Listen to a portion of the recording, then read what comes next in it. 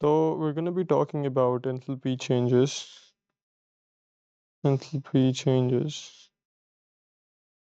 और ये क्या होते हैं तो basically you're going to be given a graph और वो कुछ इस तरह से होगा कि उस ग्राफ के ऊपर आपका जो y एक्सिस होएगा वो बेसिकली आपकी एनर्जी को बता रहा होगा and so the higher up you go like if you're over here तो आपकी एनर्जी obviously high होगी and if you're down here तो obviously आपकी एनर्जी जो है वो लो होगी ठीक है तो it's basically the y-axis is going to be for your energy and so your x-axis is going to be for your reaction pathway, right? You can see your reaction time या reaction pathway. ठीक है और ये जो अभी हम diagram सीखेंगे ना इनको हम कहते हैं रिएक्शन पाथवेज और वहाँ से फिर हम देखेंगे कि अच्छा एंथैल्पी चेंजेस कैसे होते हैं तो what we are gonna do is हम ना एक रिएक्शन करवाएंगे और वो रिएक्शन किस चीज़ का होगा वो रिएक्शन बेसिकली फ़र्ज़ कर लो हमने एक एक्सोथर्मिक रिएक्शन करवाना है एक्सोथर्मिक रिएक्शन एंड हमने अपनी प्रीवियस वीडियो में सीखा था कि एक्सोथर्मिक रिएक्शंस कौन से होते हैं और उसमें क्या हो रहा होता है तो what's gonna be happening in an exothermic reaction इसके बेसिकली आपकी जो एनर्जी है ना वो रिएक्शन से सराउंडिंग्स में रिलीज होती है ठीक है so that is going to be releasing और how you can view this इसके फर्स्ट कर लो आपके पास शुरू में थे कुछ रिएक्टेंट्स आपने उनका रिएक्शन करवाया and what happened was you got the products लेकिन अब वो रिएक्शन में क्या होता है रिएक्शन में क्योंकि एक्सोथर्मिक रिएक्शन था तो उस रिएक्शन ने एनर्जी रिलीज की होगी ठीक है सो व्हाट हैपेंस इज के एनर्जी इज रिलीज्ड तो अब ये बात तो खैर मैंने आपको समझाने के लिए बनाई है कि आपको एक विजुअल रिप्रेजेंटेशन मिले कि अच्छा हो क्या रहा है but how we represent that on a graph इसको जिसको हम रिएक्शन पाथवे भी कहते हैं तो how we represent it on this इसके हमारे पास ना हमारे रिएक्टेंट्स होते हैं ठीक है and then what you do is you have a bump like this और फिर आपने नीचे आना होता है and then you have another horizontal line kind of like this तो essentially ये जो ग्राफ है ये बेसिकली आपको बता क्या रहा होता है well see this is for your reactants तो इनिशियली आप क्या बोलते हो इनिशियली वो जो हॉरिजॉन्टल लाइन होती है वो क्या डिनोट कर रही होती है वो आपके रिएक्टेंट्स को डिनोट कर रही होती है एंड सी क्योंकि वो हॉरिजॉन्टल लाइन जो थी वो इस जगह पर बनी हुई थी ना तो इस जगह पर फर्ज कर लो लेट्स से हमारे पास 100 एनर्जी है ठीक है so I am not naming any units kilo joules and what not मैं अभी सिर्फ समझाने के लिए I am just giving you guys random number तो इमेजिन कर लो कि यहाँ पे आपकी जो एनर्जी थी वो थी 100 ठीक है so what's gonna happen is के why your energy increased over here is because first कर लो आपके पास आपके reactants थे कोई दो चीज़ें थी ठीक है let's say आपके पास एक x था और एक y था कोई दो reactants थे x और y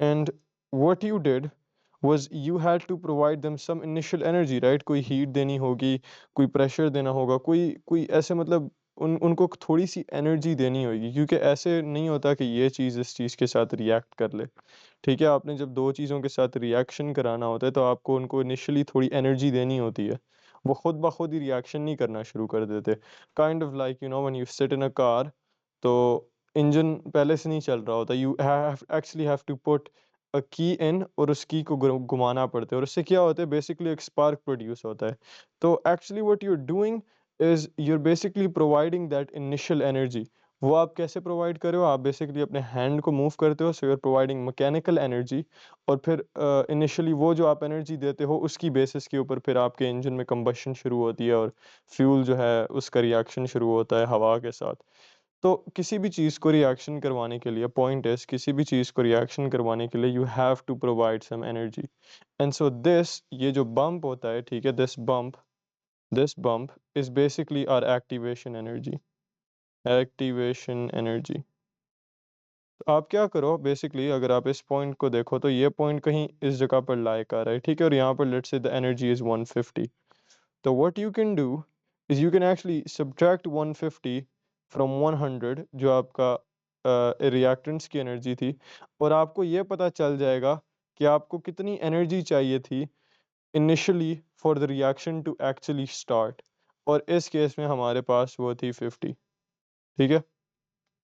तो 50 एनर्जी हमने प्रोवाइड की होगी शुरू में, किसको, रिएक्टेंट्स को, और उसके बाद उन्होंने रिएक्शन शुरू किया होगा, ठीक है। तो ये धक्का स्टार्ट वाला सिस्टम है, आपको इनिशियली थोड़ी सी एनर्जी प्रोवाइड करनी पड़ती है, that energy is called the activation energy, वो रिएक्शन को किक स्टार्ट करती है। ओके, ठीक है। तो this is our reaction energy जो मैंने रेड से बनाई हुई है। Now what is hold on, let me get a good colour over here. What is this energy? Yeah, actually, never mind. This color is so bad. हम कोई और colour use कर लेते हैं। Let's use blue. तो ये energy क्या चीज़ है? ठीक है, एक तो रेड वाली एनर्जी थी जो ऊपर जा रही थी, एक ब्लू वाली एनर्जी है वो नीचे आ रही है। तो ये क्या डिनोट करती है? तो उससे पहले मैं आपको बता दूं कि ये जो नीचे वाली हॉरिजॉन्टल लाइन होती है, ये बेसिकली प्रोडक्ट्स को डिनोट करती है। And see this is kind of the reaction pathway. Reaction pathway आपको ये बता रहा होता है कि देखो यहाँ पर रिएक्शन शुरू हो रहा था, स्टार्ट, यहाँ पर एंड हुआ, तो एंडिंग में आपके पास प्रोडक्ट्स आ गए, यहाँ पर आपने एक्टिवेशन एनर्जी प्रोवाइड की। तो रिएक्शन पाथवे बेसिकली आपको एक it's kind of like telling you the time कि आप रिएक्शन में भी किस पॉइंट पर हो। एंड सी प्रोडक्ट्स लाइक बिल्कुल एंड वाली जगह पर प्रोड्यूस हो रहे हैं, तो it kind of tells you the time कि आप रिएक्शन में किस जगह पर हो। एनीवेज, तो आपके प्रोडक्ट्स जो है ना वो इस जगह पर है, ये जो राइट साइड पर हमारे पास जगह है। एंड सी ये हॉरिजॉन्टल लाइन जो है ना, अगर आप इसको ट्रेस बैक करो तो आप रियलाइज करोगे कि ये भी आपको कोई एनर्जी की वैल्यू दे रही है। And let's say this is giving you 20। तो अब आपके रिएक्टेंट्स और प्रोडक्ट्स के बीच जो एनर्जी डिफरेंस होता है ना, जो एनर्जी चेंज आता है, उसको कहते हैं एंथैल्पी चेंज। और इस केस में आपका डिफरेंस जो था वो था 20 minus 100, so that was equal to -20। ठीक है, ये आपका एंथैल्पी चेंज था इस फॉर दिस रिएक्शन। तो what this thing tells you, ये जो रेड वाली चीज़ है, इज आपकी एक्टिवेशन एनर्जी कितनी आपने प्रोवाइड की इनिशियली।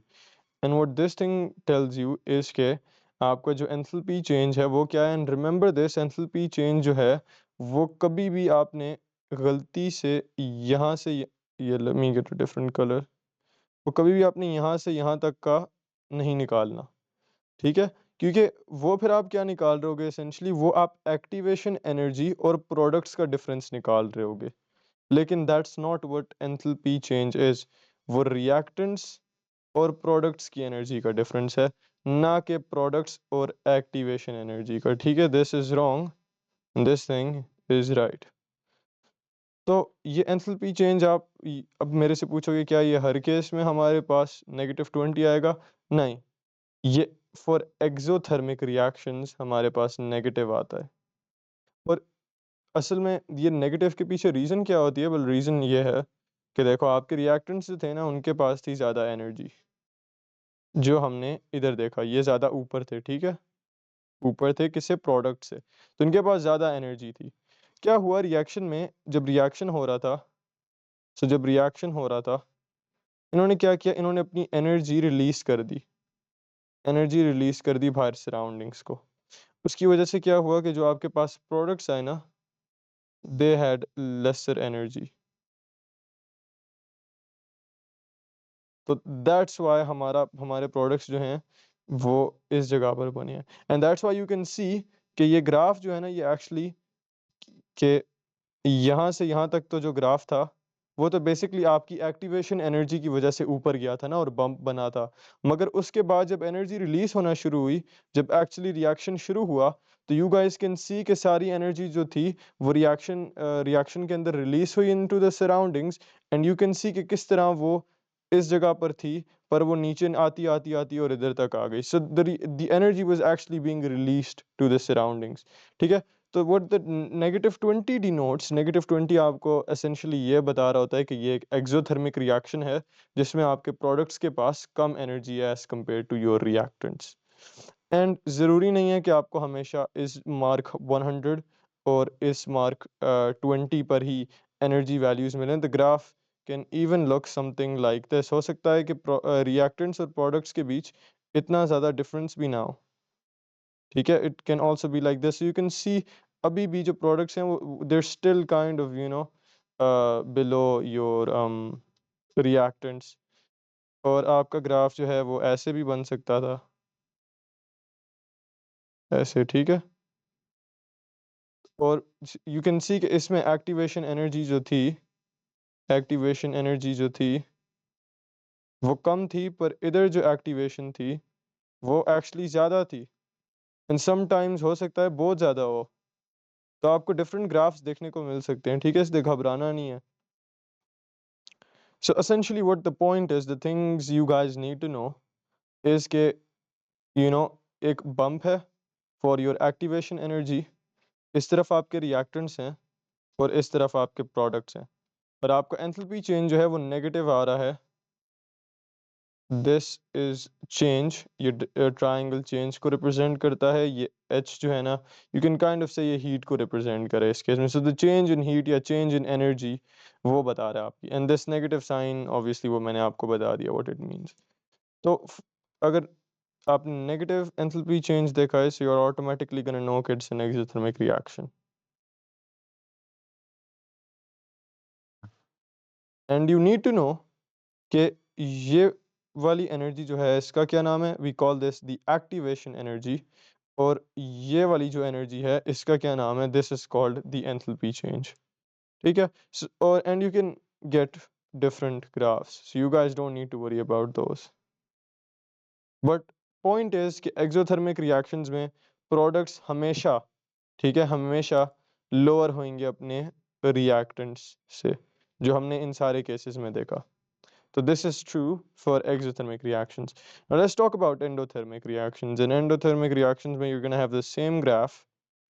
आपके पास इस साइड पर एनर्जी हुआ करेगी, इस साइड पर आपके पास आपका रिएक्शन पाथवे होगा।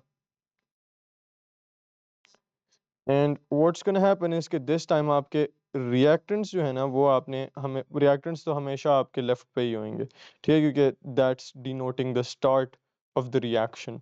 और फिर आप इनिशियली थोड़ी सी एक्टिवेशन एनर्जी प्रोवाइड करोगे, जिस तरह हमने देखा कि एक्टिवेशन एनर्जी के बगैर रिएक्शंस नहीं होते।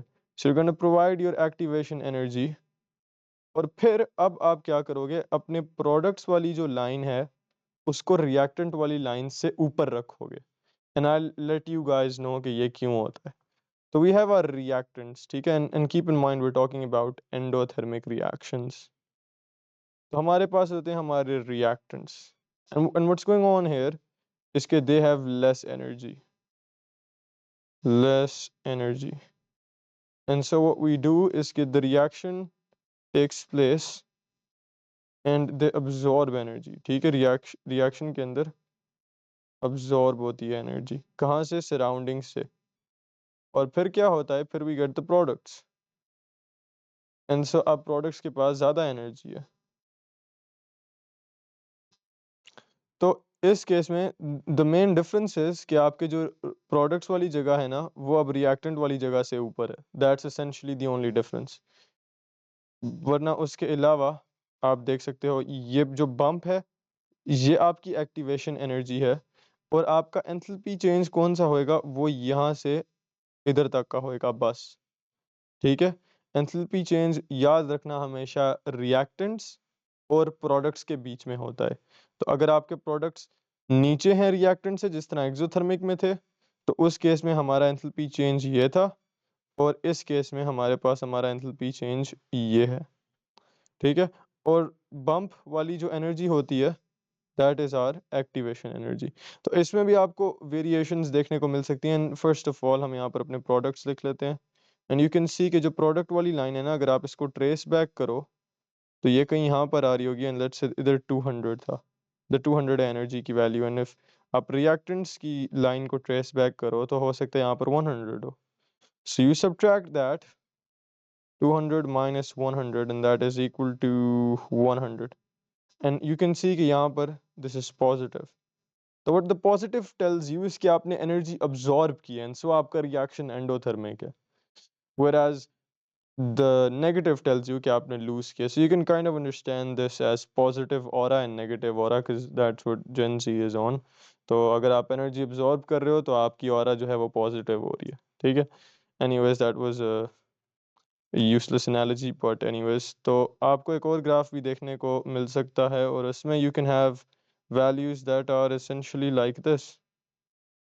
ठीक है, you can have another graph जिसमें आपको वैल्यूज ऐसे भी देखने को मिल सकती हैं कि बहुत ज़्यादा डिफरेंस हो. ठीक है, and you can see the activation energy इधर कितनी ज़्यादा है और एक्टिवेशन एनर्जी इतनी कितनी ज़्यादा है. तो वो रिएक्शन के ऊपर डिपेंड करता है कि वो ज़्यादा एनर्जी लेके एक्टिवेट होता है या कम एनर्जी लेकर एक्टिवेट होता है. But the point is in endothermic reactions आपके जो प्रोडक्ट्स वाली लाइन है वो ऊपर होएगी आपके रिएक्टेंट्स वाली लाइन से, जो हमने इन सारी एग्जांपल्स में देख लिया. और एक्टिवेशन एनर्जी जो है वो रिएक्टेंट और बम्प के बीच में होती है. So if over here you had to find the activation energy तो you can trace this bump back और ये आ रहा होगा लेट्स से 150. और अगर हम रिएक्टेंट्स की एनर्जी को ट्रेस बैक करें लेट्स से ये है 70 तो you can minus 150 and 70 and you'll get your answer for activation energy. और इस केस में आपको जो एंथैल्पी चेंज है वो रिएक्टेंट्स और प्रोडक्ट्स के बीच आएगा एंड इस केस में भी रिएक्टेंट्स और प्रोडक्ट्स के बीच आएगा. So that is it for this video and I'll see you guys in the next one.